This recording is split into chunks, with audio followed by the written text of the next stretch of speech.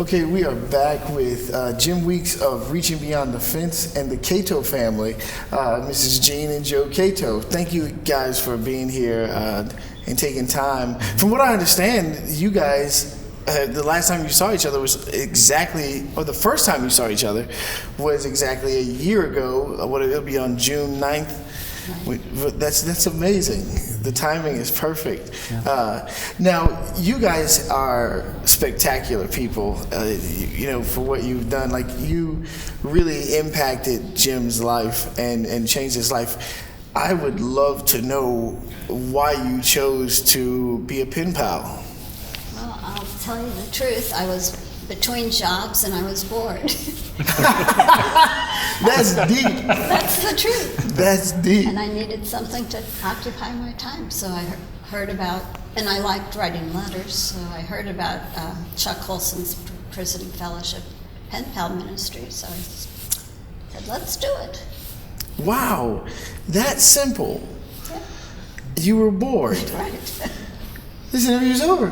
You were good. That was it. You were. So I mean, the reason why is because I can see God doing something, taking something like that, and you had no idea that it was going to become this life-changing thing for somebody. And it was as much for me as for him. I thought maybe I would help my pen pal out, but I've gained much more from the experience than he has, I'm sure. Wow. Now, what was your first thoughts, Joe, when she said she wanted to be a pen pal? Well, I was totally supportive. I had met Charles Colson a couple times previously to that. Back in the day when he first started his ministry, he spoke we lived up in the Cleveland, Ohio area, we heard him speak. Then I went to a banquet in Columbus, Ohio, where he was the speaker, and I got to meet him and everything. And I was familiar with the Prison Fellowship Ministry. And I told her about it, and then but nothing really came of it until she wanted to start writing. Until she was bored, right? And then it was like, I think it's a good idea now, right? That is amazing, because I mean, like you, little did I know. That's what you said earlier. You said little did you know that you were introducing something that was going to impact you guys the way that it has. And now you have a lifelong family member that came out of something like a simple gesture. What did you think? Did you think it was just going to be a few little letters here and there? Yeah, I had no idea it was going to last 12 and a half years and that we would meet in person. And it's just been awesome. Now, what was your approach? Did you just start sending Bible scriptures, or how did you?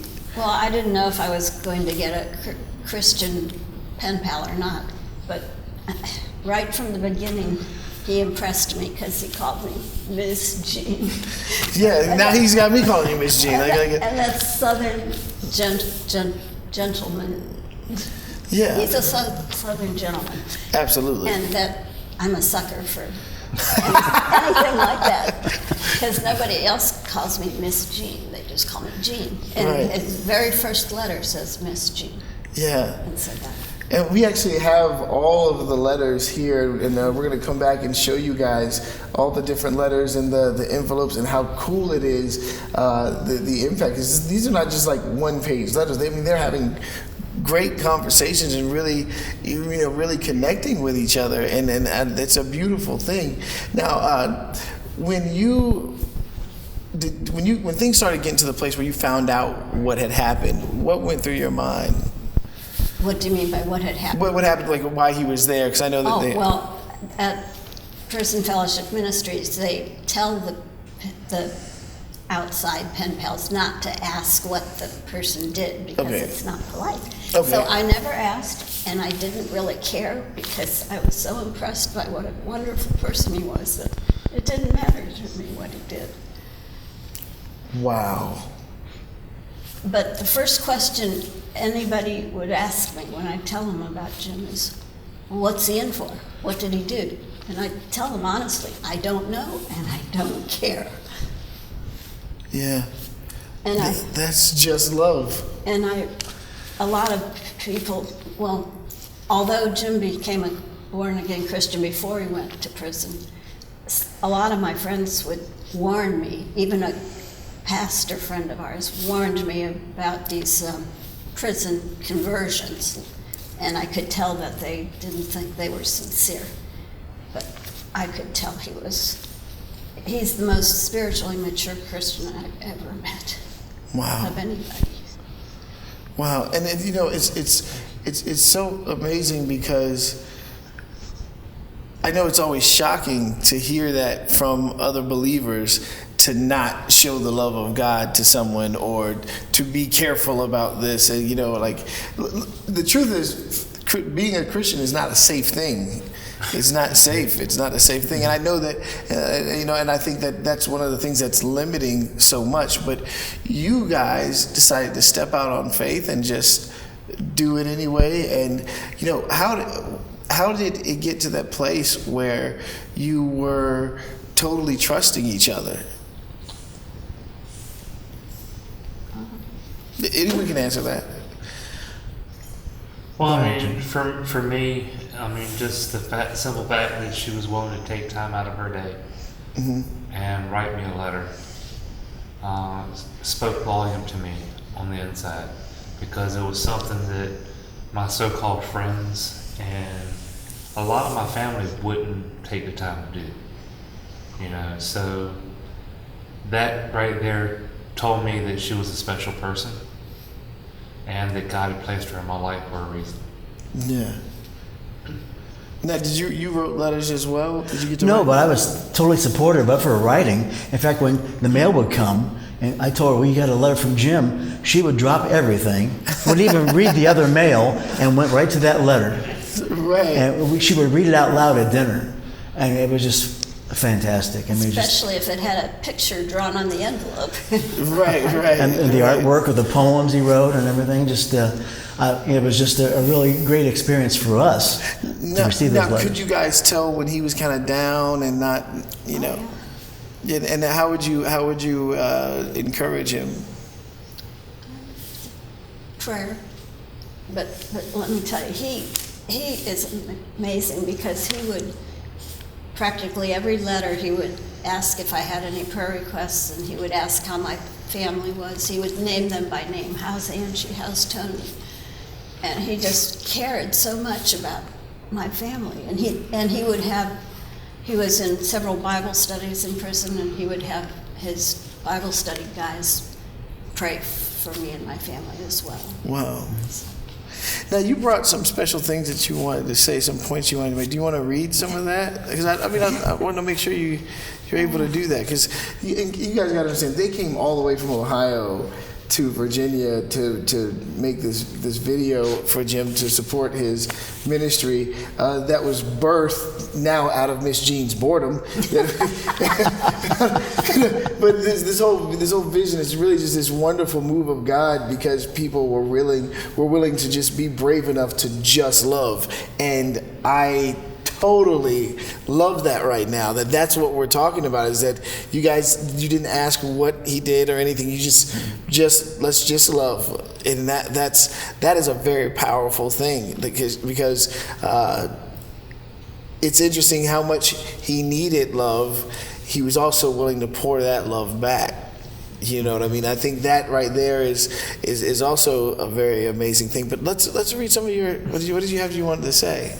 Well, as has been mentioned before, we wrote for 12 and a half years, from July 2003 until January 2016 when he was released. We each wrote 113 letters, and he wrote very regularly, like every 2 weeks sometimes. And even when Chuck Colson's Prison Fellowship Ministry program stopped, we continued to write to each other. And I already told you that. You can say whatever you want. Yeah, you're fine. And Jim always gives God the credit for everything. That is Jim. Especially his Beyond the Fence ministry. He's the most creative, multi-talented person I've ever met. He's an artist, he's a poet, he's a crafter, he's a cook, he's a handyman. He's amazing. And, well, like you said, he drew beautiful pictures on some of the envelopes. You know, everything you just listed, I've seen him do. I've tasted his food. I've seen this guy fix stuff. I mean, he really is, you know, all these things. And it's amazing that he's so much more than the time that he did in prison. He's so much more than, you know, the crime that happened. And it's so easy to get caught up in that. And then God's calling him, you know, all these other things. And I love the fact that you made a list of all the things that he is, you know, beyond the fence. Like all the things that he is beyond, you know, the situation that happened in a moment of time. And I just want to say this. I don't think it's right for anybody to be judged off their worst moment. Does that make sense? Because we really are so much more. I was getting ready to say, you know, every inmate throughout the nation, throughout the world, are more than their crime.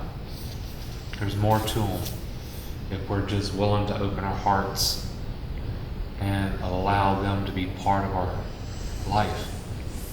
And a simple letter can do that. I'm telling you, I feel like if we want to see the crime rate go down, if we want to see the prison rates go down, you know, it's this kind of love that makes the difference. I want to hear more from your letter. This is cool. He knits and crochets. He learned how to, I think, knit or crochet or both on his grandmother's knee when he was like 5. 6, 5. When I was 5, I used to call up my great-grandmother's lap. Oh, great-grandma. Yes, ma'am. And watch her crochet. And then when I started doing it with my fingers, she decided that it was time to learn how to use a hook. And so she taught me how to use a hook. But I learned how to knit while I was in prison. Wow. I was crocheting before I ever went in. That's pretty cool. And he's well known for his 5 or 6 cheese lasagna that he makes. That's what I ate. awesome. It was amazing. Lasagna is awesome. Yeah, his lasagna is awesome. And he's going to make meatloaf for dinner tomorrow night at church. Did you guys ever expect to meet? Did you ever think that was going to happen? Like, did you know he's part of our family now? Absolutely. Well, I knew I wanted to meet him, definitely. Yeah. After he got out. That is, I mean, this is such a God thing because, you know, I know especially during those. So did you ever feel like during the hard times that you couldn't talk to them, or did you feel absolutely comfortable telling them when you were having a difficult time? I felt more comfortable writing to them and sharing with Miss Jean some of my struggles than I was others around me. You know, and I think the reason for that is the simple fact that she had accepted me for who I was and who I could be in Christ, as opposed to who I used to be. Because she accepted me before she even knew what I used to be. Mm-hmm. And even after she found out, she continued to accept me. To tell you the truth, I couldn't believe that he was in prison because he was such a fantastic person. Wow. Now, for people who might be a little afraid to do the pen pal ministry, what would you say to them? You know, if they're a little afraid to do it in any way. It's such a blessing. Yeah. They might not be as blessed as I was, but I'm sure they'll Be extremely get a good blessed. deal. Yeah, because I mean, it's to not know who you're ministering to and to make that impact is really huge. Now, were these handwritten letters? A lot of these. His were mine. I typed. Right. My hand would get too sore. In fact, the prison fellowship tells you don't use your home address. They say use your church's address or something like that. But we felt very comfortable using right from the get-go, using our home address. Well, it was about a year and a half into us writing that she had sent a letter that had her home return label on it. So I wrote her at the church still and said, you know, you put this on there by accident, And she wrote me back, well, just write me there at the house. It'll save me a trip to the church. We felt very comfortable doing that. Wow. Wow. Yeah. But, I mean, that's one of those things, like with our ministry right now, one of the rules that we have listed is not to give your name and phone number to, those that are inside. Like in our situation, if God, get you to that point and you feel comfortable enough with, the person that you're corresponding with, that you feel that you can do that, then we encourage you to do that.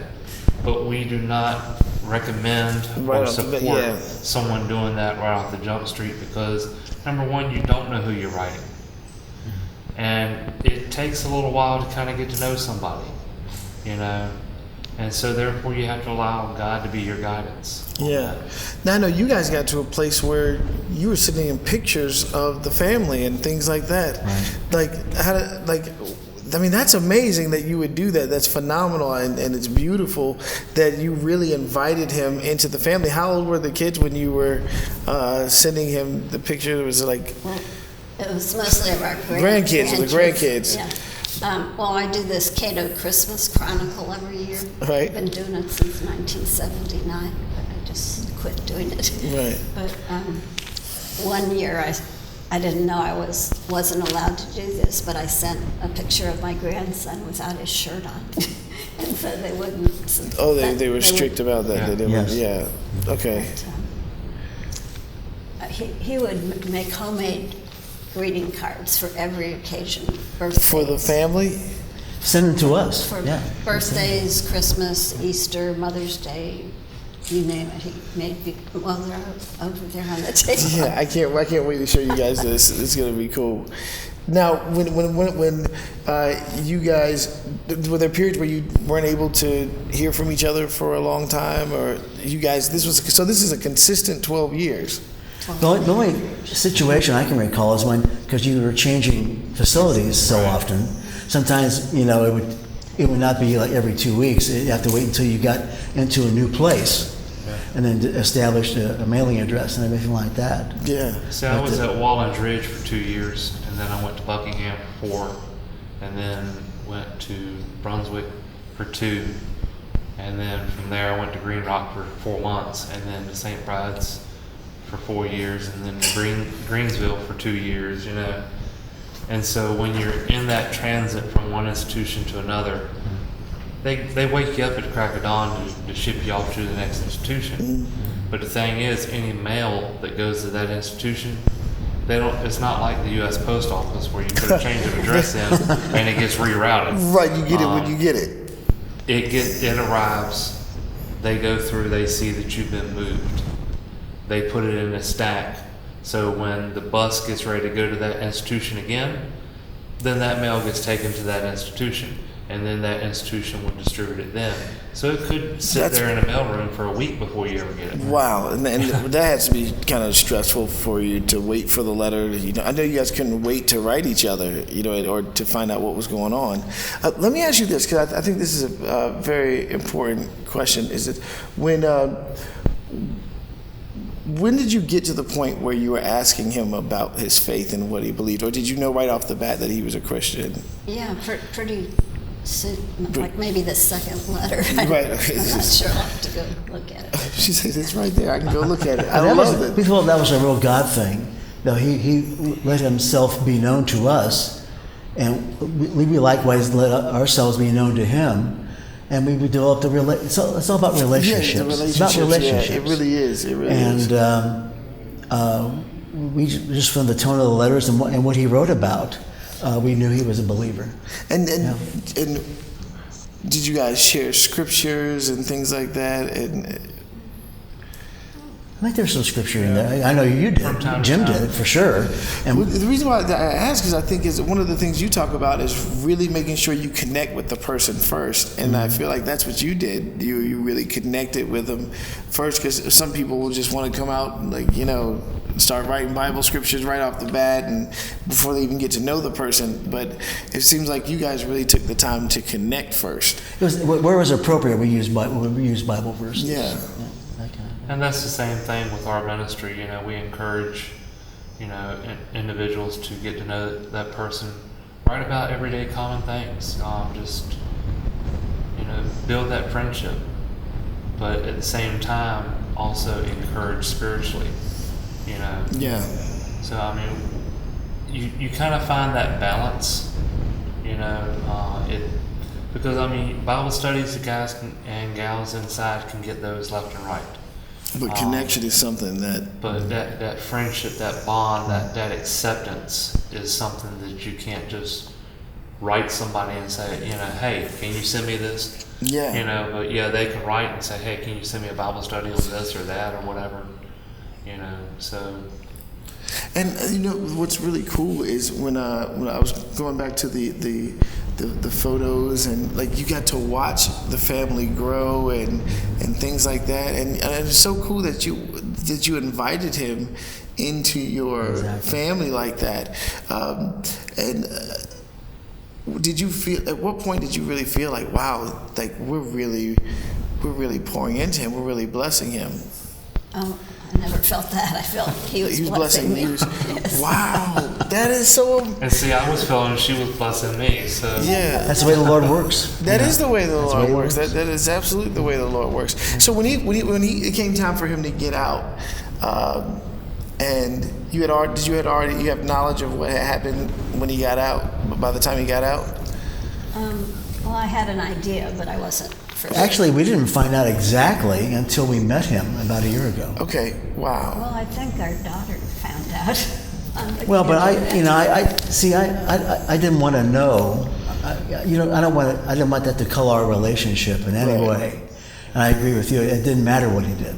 It Wow. really didn't matter. Because you guys had already made up your minds to Absolutely. just love, and that's especially in this day and time, that takes a lot of strength, because one of the things even Christ talks about is in the last days the love of many will wax cold in Matthew 24, and you guys were determined to love no matter what, and that is a hard ministry to deal with, because even the fact that you didn't have to come from Ohio to Virginia to meet him a year ago, and now you're back again, and what did you feel when he told you that he was starting the ministry? What did you think about that? I thought it was great.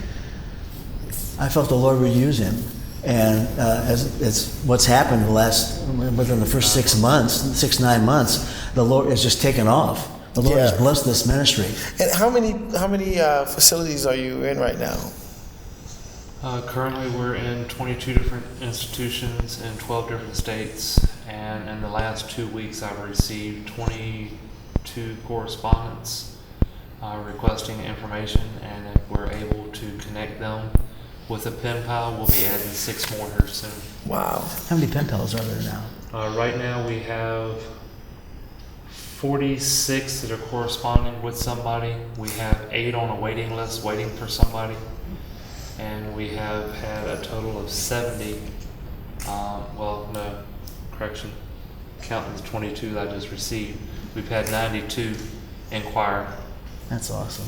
We're talking about changing lives on a massive level. And again, it's all because Miss Jean was born. No, but God really uses these.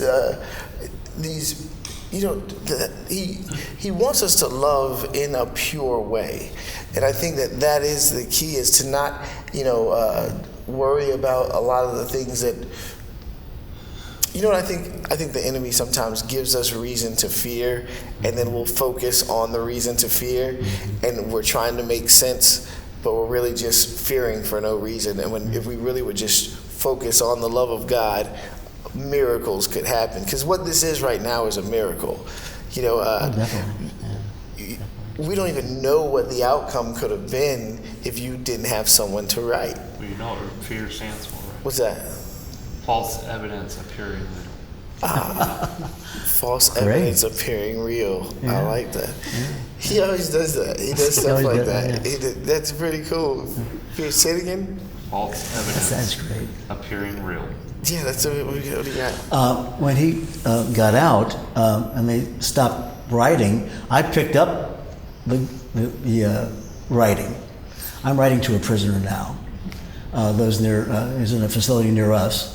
I'm doing it a little differently. I don't write. I can't even read my own handwriting. So I said, let's email. And the guy I'm writing to also emails. You know, the JPAL. Is it called the JPAL thing? JPay. And it's, huh? JPay. JPay, I'm sorry, JPay. And Matt and I just write each other and talk about all kinds of stuff. And, Carol, huh? tell him about his wife. Well, it's an interesting story. She's the husband of a gal in our church. She's the husband. He's the husband. He's the husband of a gal in our church, and they were high school sweethearts, and they lost contact. Well, 13 years ago, they got married. He was in prison, and she lives near us in Fairfield, Ohio. And I said, well, would you mind if I write to Matt? He said, well, sure, that'd be great. I go visit him too, about every 2 weeks. Wow. And because he's in a facility about 30 minutes from where we live. And but the JPay ministry is really, you know, email. It's better for me to email rather than to write. That's another way you can correspond. Well, and I think it's cool that you guys are continuing to communicate to people and to change people. It wasn't like you're like, okay, we helped Jim out. That was good enough. We've done our job. Like you guys really got the message that this is a ministry of love, and you know. The impact that you're making, the impact that you have made, you know, this is something that's going to hang around. This is not one of those fly-by-night ministries that's just going to come and go. You know, we're going to really work hard on impacting the world with this, because you know the amount of people that feel forgotten, I can't imagine what that that would feel like. I can't imagine how to function as a person that feels forgotten. And there's so many of them. And I think that what you guys have really done is inspire a movement that's going to cause people to, you know, to ask themselves that simple question and say, hey, I do have the 10 minutes to write a letter, to let someone know that there's somebody thinking about them, to let someone know that they're cared for, to let someone know. And I mean, a huge revival can break out like that, because that is a revival of genuine love. And I appreciate you guys so much for doing that. Now, what we're going to do is we're going to come back and we're going to go over some of the letters and videos. So not videos, but letters and the pictures. He made these little cool pictures. Well, you'll see it. We'll be right back.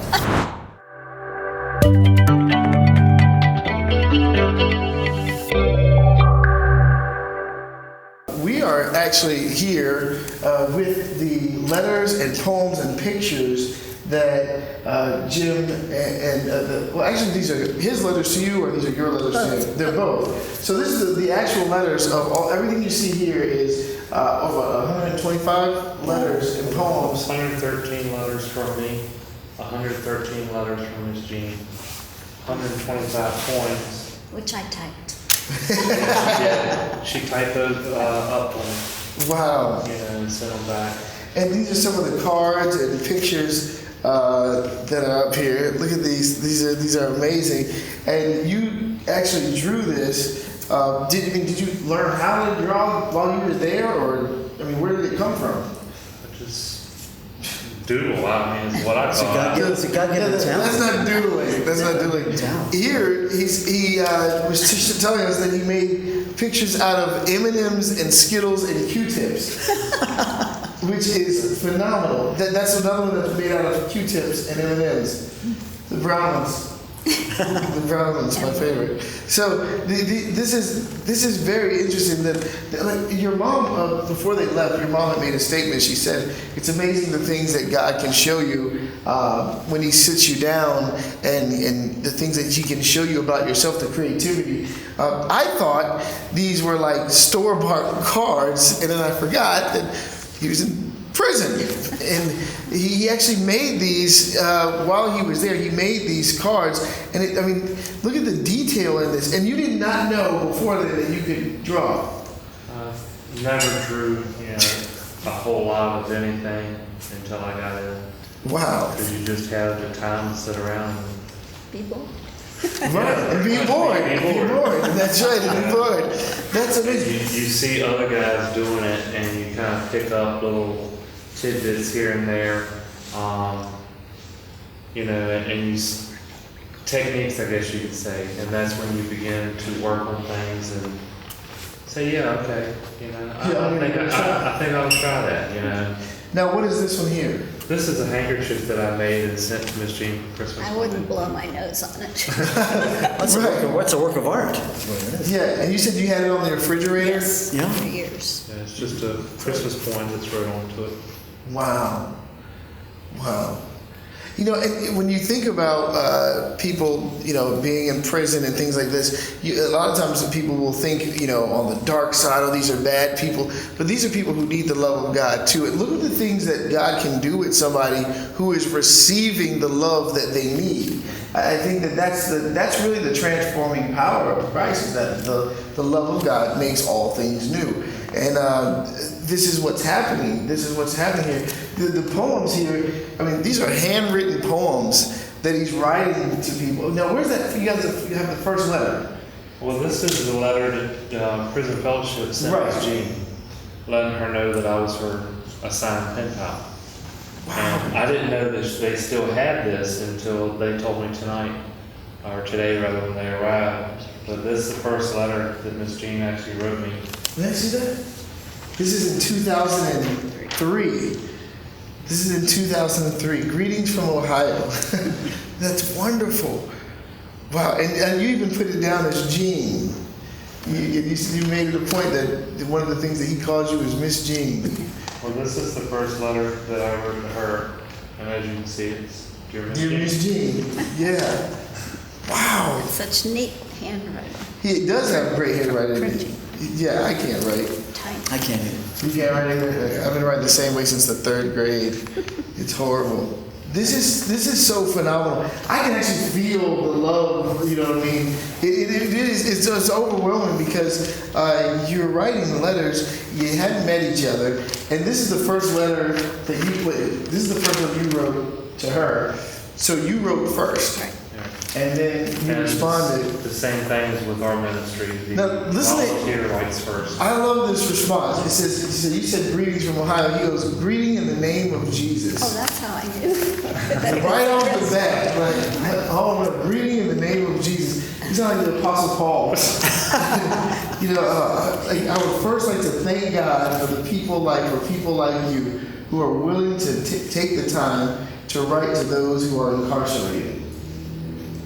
And now you have a ministry built off of that, teaching people to take time to Another write. little bit I know. Another little bit. The first, this is amazing. The first letter you wrote back says, greeting in the name of Jesus. I would first like to thank God for people like you who are willing to take the time to write to those who are incarcerated.